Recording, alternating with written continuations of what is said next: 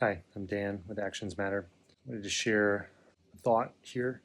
Came up tonight in our community, the Monday night group. One of the questions we ask each guy at the group during his check in is, what do you have going on over the next week? There's other questions too, but helps each of us think of what might affect us over the next week and how we will respond to that, what actions we will take as a result. Based on the patterns we've seen in our lives with our addiction and with how our emotional regulation needs happen, and et cetera, in different situations. So, anyway, one of the guys said, he's kind of overwhelmed, he's got a lot going on. And I personally, myself have been experiencing that as well. And, it's something that can stack up over days, day over day, week over week.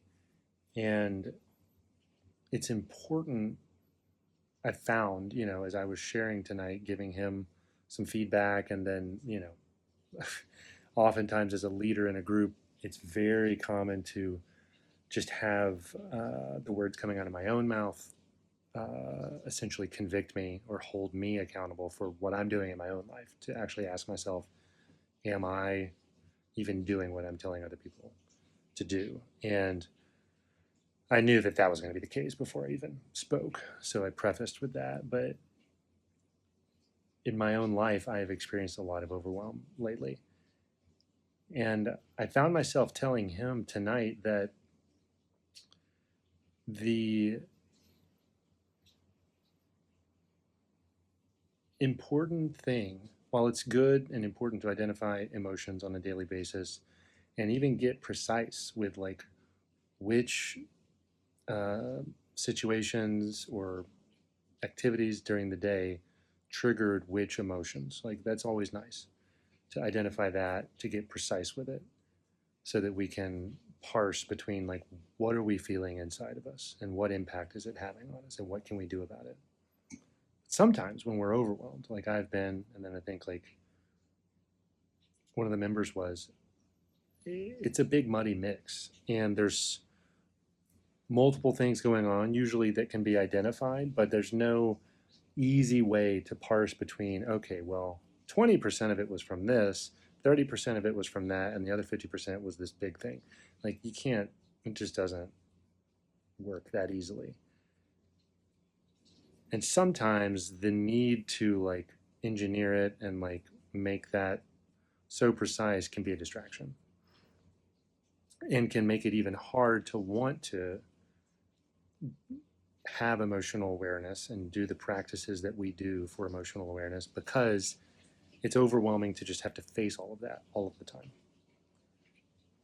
And instead, what I wound up saying is like, when it's just a big, overwhelming mix, and we don't necessarily have the ability to understand exactly what is what,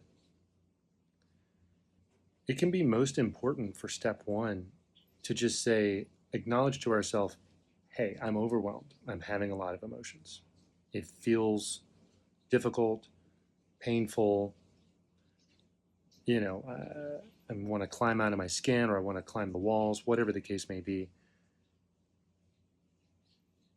And we can identify like this has been or will lead me to want to distract, escape, medicate in some kind of way, whether it's crossing a bottom line of, sexual fantasy or not. And it's not helpful, and it winds up wasting a lot of time. And at the end, we come back right to where we started, which is still having all these feelings. And so what I suggested is, when we identify that, we can take just immediate action.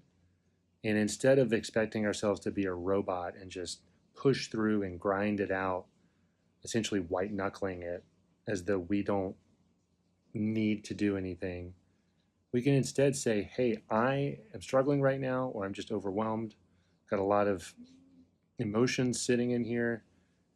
I need a little bit of an outlet. I need to help myself somehow. And we can just go out of the situation. A lot of times I suggest taking a walk, and that's what I suggested tonight. You could, because you kind of have the choice. He and I have both been in this situation before where, in hindsight, after wasting 3 hours when we're supposed to be working, or doing something else that's higher priority and actually valuable, we wound up wasting it because we were distracting, we were trying to procrastinate or escape or just avoid discomfort because there's so much like under the surface that's just a constant discomfort and we're running from it. And instead, we can make the choice to just go for a walk for, say, 15 minutes. And then instead of wasting the next 3 hours, that can be the difference between getting it back. So we spend 15 to get back 2 hours and 45 minutes. And like, that's a win.